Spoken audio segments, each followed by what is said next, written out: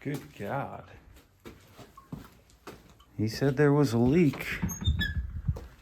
And he's not bullshitting.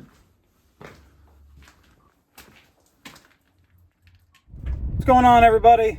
It is November 9th, 2023, Thursday. So we got into a few service calls today, a little bit of a mixed bag.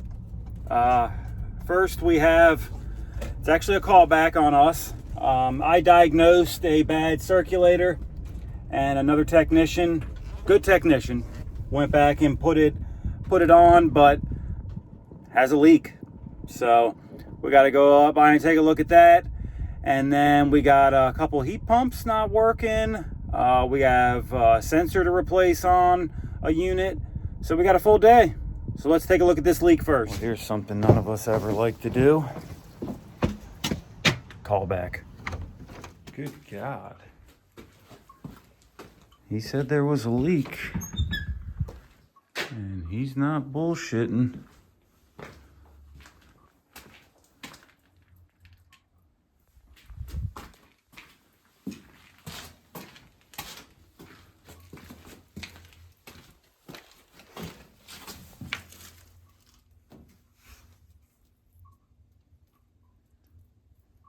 What happened here, see, I diagnosed this, but I didn't do this work.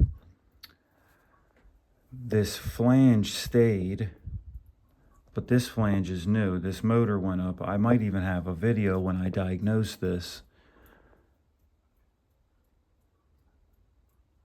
So it would have been too much of a pain in the ass to replace this flange also. So we just put the new pump on the old flange. It was done the exact same way here.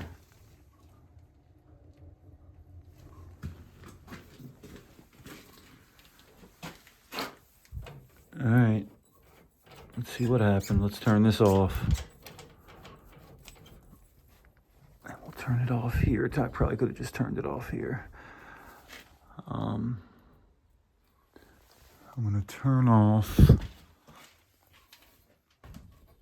this one also. That way we'll only lose the boiler water and nothing else. All right, go ahead and got a hose hooked up. Go ahead and drain this off. Oh shit. We gotta find the cutoff valve to this. Here's one. I don't know what else that, son of a. There's no cutoff valve for this, so I'm gonna have to cut off the hot water to this guy's hot water too. Why isn't there any cutoff valve here for this? That is crazy. All right. Well, this guy's gonna lose his hot water for a few minutes too.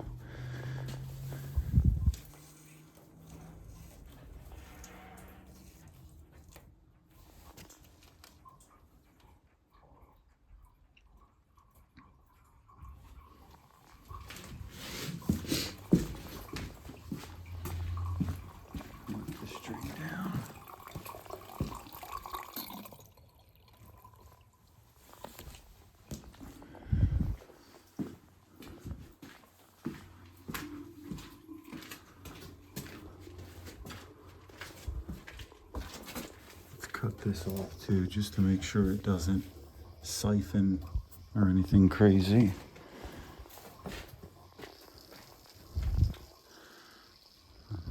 Well, I got this down. I should put a shutoff valve on for this one. This one's got one. This one does not. And this one's got one.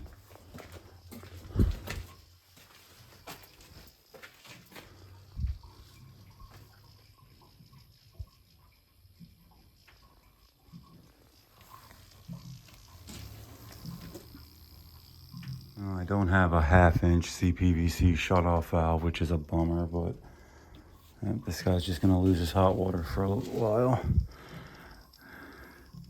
All right, let's see what happened here. We're gonna take these bolts off.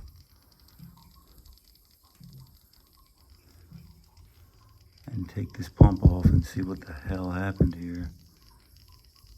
I can hear it. You hear that? It's a pretty decent leak. All right, I moved it off of here so I can get to this fitting, or this gasket. It feels crumpled. Yeah, it's ripped. I don't know if it happened when he put it on there or what. We'll see if I have the flat gasket that goes along this whole thing here.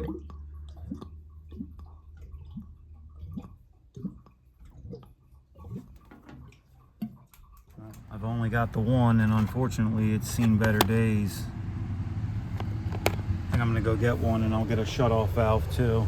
It sucks I only got that one gasket. I'm gonna buy a few of them so I got them on here.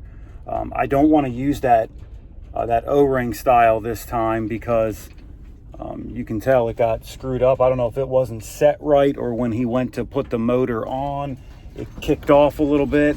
I'm not sure exactly what happened, but something happened. So I think there's less room for malfunction with those flat styles. So I'm gonna run to the supply house real quick and get one. We're back. You can see how much better this gasket is than this one. I'm probably gonna throw this one away because I wouldn't trust that. Maybe to get me out of a jam on the weekends, but I bought some new ones now. I got them on me. So this is the gasket we're gonna use. We're gonna go ahead and put that on. But before I do that, I got a new shut-off valve for here. That way we can isolate this boiler and not have to turn off this 10-inch hot water every time we want to isolate this water. All right, before I put my new gasket on there, I do want to clean this flange up. So we're just gonna take a piece of sandpaper and try to sand this down. Get that as clean as we can. So we got a nice smooth surface for our new gasket to go on. Move this over a little more. There we go.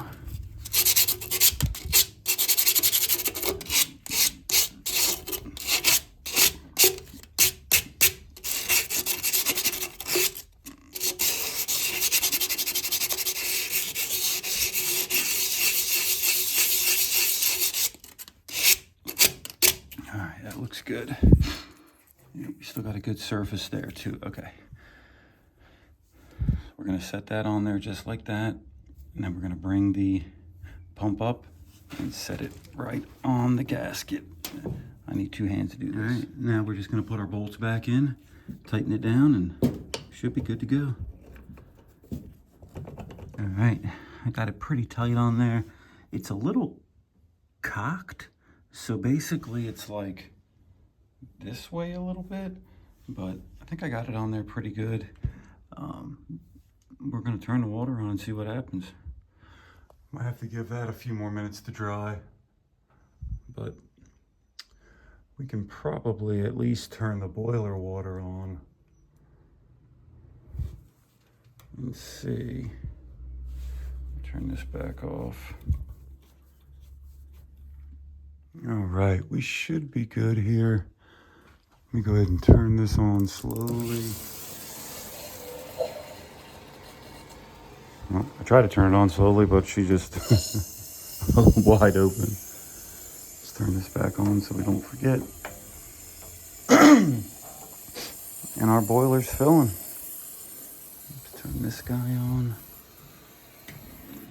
This guy on.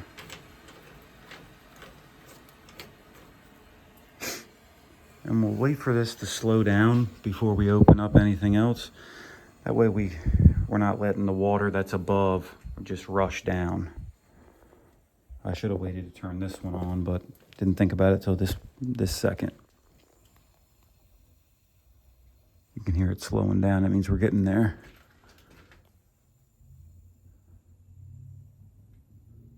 Now these are our radiators above there, so they will still work even if a little bit of water comes out of them. Let's open this guy up now.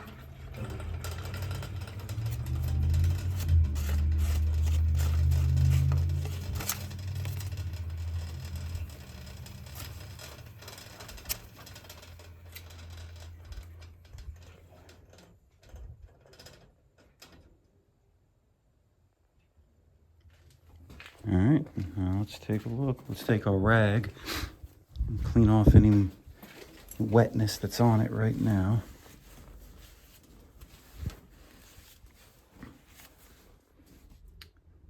And then we're probably going to go ahead and fire it up. That way this starts to heat up, because that's when we'll be able to tell, once this heats up and starts expanding and contracting, if this will leak. I think we're good. I think the guy that installed it just accidentally cocked it just a little bit, and that was enough to rip it. It was probably good when he first started, but once it started heating up and cooling down, heating up and cooling down, is when it failed.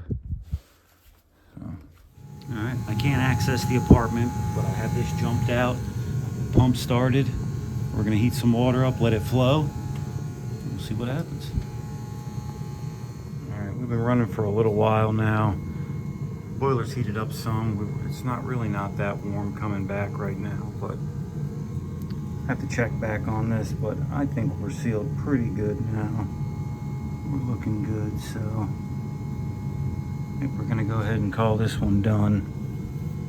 Guys, a mistake like that's easy to make. You know, those gaskets are sensitive, and when you go to put them on, they're, you know, if you don't got them just right, or once you got them set, you move the pump a little bit, they will shift and rip. So it's easy to make those mistakes. Everybody's human, but we got them fixed up, and we're off to the next one. So one I diagnosed last week or so needed a new coil temperature sensor. We're going to go grab that sensor and go over there and put it on. All right, we are working on a York package unit here. It's a gas pack, but if you look here, this is the evaporator coil temperature sensor. It actually clips on to the suction line, but these units don't come with these long leads like this. What it comes with is ones with these little baby sensors on them, and they figured out that water is getting into these and it's throwing off their readings. So now they're bringing the leads all the way into the control panel. Now, the ones they gave me have 10-foot leads on them, but I guess they kind of just figured they do that for any style unit. I really only needed one with maybe 24-inch leads, but they gave me those big ones, so we'll have to coil most of it up inside the control panel. So that was the remedy for it. Instead of having these little rinky-dink ones, now the leads go all the way inside the control panel. All right, we got our new sensor in here. We just gotta, well, we already got the wire fished through. Just gonna zip tie, clean up some of this wiring here, put it back where it goes, and then we'll be going over on the other side. All right, our new sensor's in. We put our piece of Armaflex back on there. It's routed up through here. So let's go around the other side. See what we got to do over there. So I also pulled the leads up that it connected to right here. That way they're going to be inside the control panel too, because see, the end of this goes onto a sensor here. So you would either have to splice it inside here or just use what they already gave you. So we're just going to use what they already gave us. I just pulled it back inside here. So we're going to just route this guy up into here. Let's pick one that's not so busy. All right, and we have it. Got this connected here. It's going to be nice and safe inside our control panel. We got our extra coiled up here, and then we have it routed going down through there. So we're going to start up the lay now. We're going to make sure everything comes up and reads right, and we should be done here. We're headed over to one now where the maintenance department says the unit is out on low pressure. He believes there's a refrigerant leak somewhere. So we're going to go over there. We're going to take a look and see if, for one, if it is out on low pressure, and see if it has a refrigerant leak. I've done quite a few calls out here.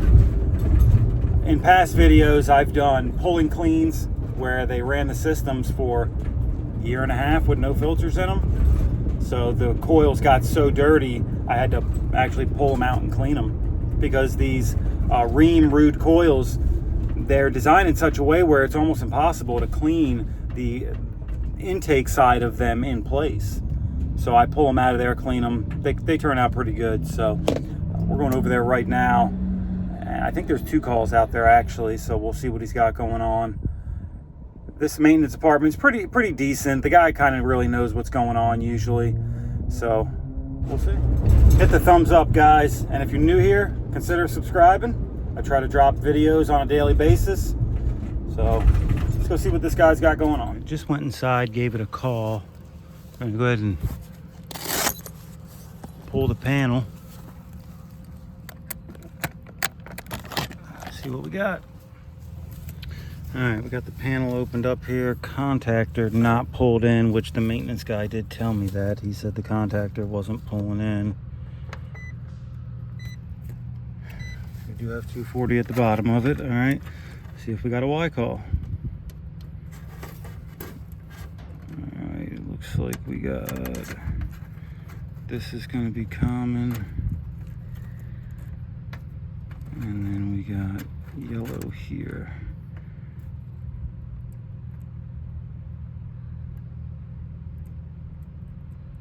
All right, we don't have 24 volts coming out here.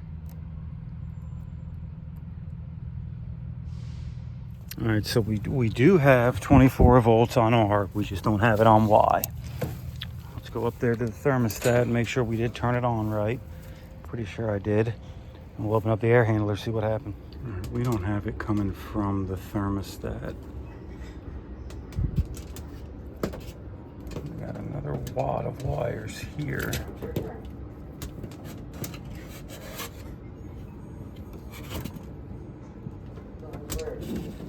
I'm not sure what the deal is with all these wires. Jesus.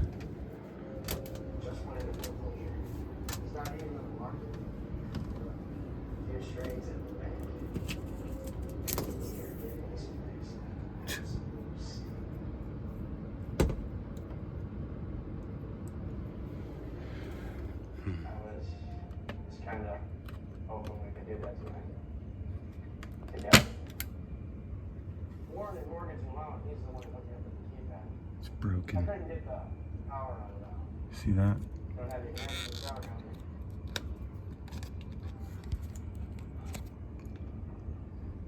That Y wire is broken right off.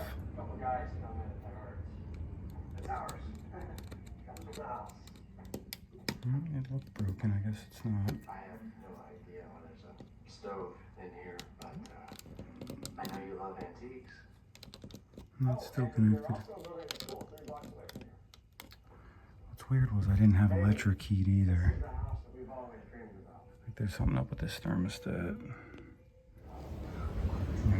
Jumped out Y, and I heard the outdoor unit for a minute.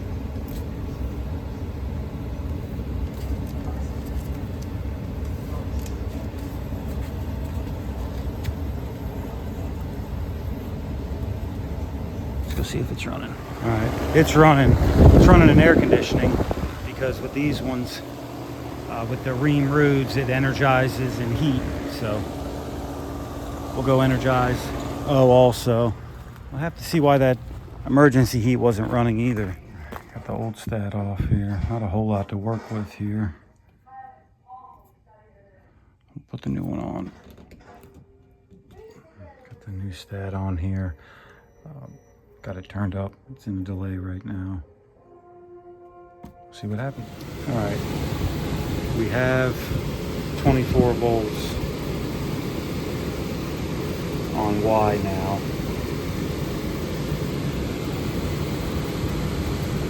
There it is, 26. Electric heat hasn't came on yet, but it shouldn't be far off.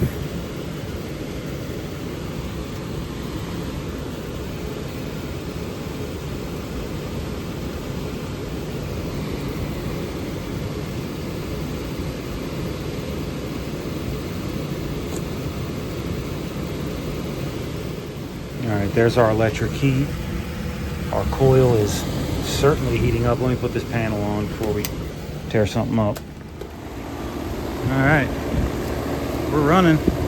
Definitely running in heating mode. I don't know why he thought it was so low. It was out on low pressure. but it's not. All right, let's go button up upstairs and come back down here and put this panel on. Well, that one was easy enough, just a bad thermostat. He said he was testing things. I guess he didn't test to see if he had 24 volts coming down, but said he put his gauges on and pushed in the contactor and it pulled right down. I said, well, yeah, that's probably normal. You didn't have no fan or nothing running, so really couldn't explain to him why it pulled down to 0, but it's working fine now. New thermostat out of there. So in the same complex, he said he had one here that froze up. So outdoor unit was frozen on it, I guess. I'm guessing it's the outdoor unit because it says no heat. So said he had it thawing out. Let's go up in here and take a look. All right, well, I got the heat on, but it feels like it's cooling. There might be something up with that thermostat. It's a Nest thermostat. Not filming a whole lot in there because the people are kind of right on top of me, and I'm trying to respect their privacy with this one. That definitely feels like it's rejecting heat.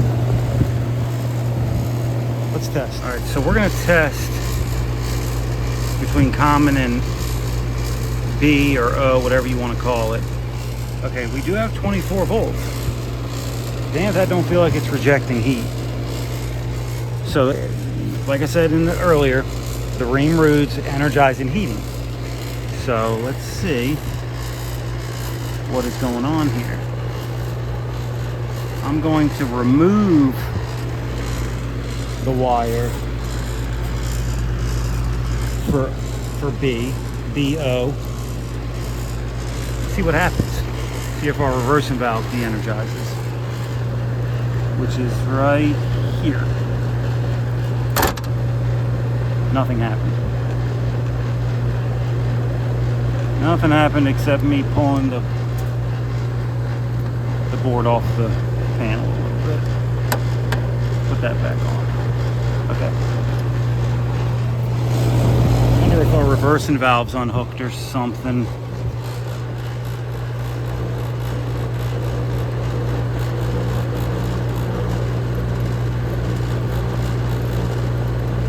Yeah, because it's not even clicking or anything. Let's shut it down.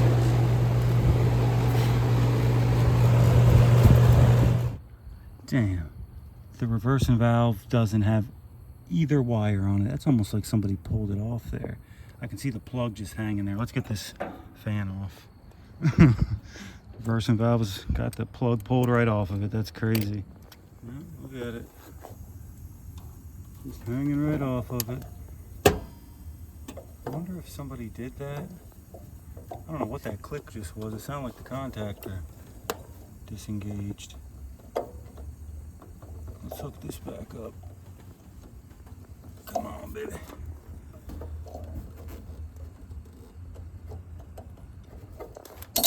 There we go. It's not pushing on there.